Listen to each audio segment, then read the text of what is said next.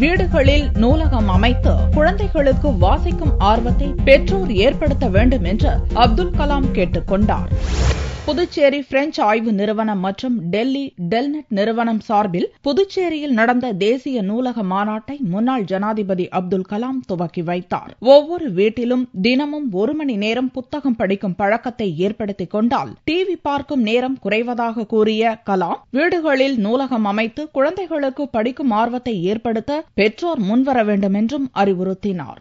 I also suggested all the parents should start a small library in their own houses with approximately 10 to 20 books to begin with.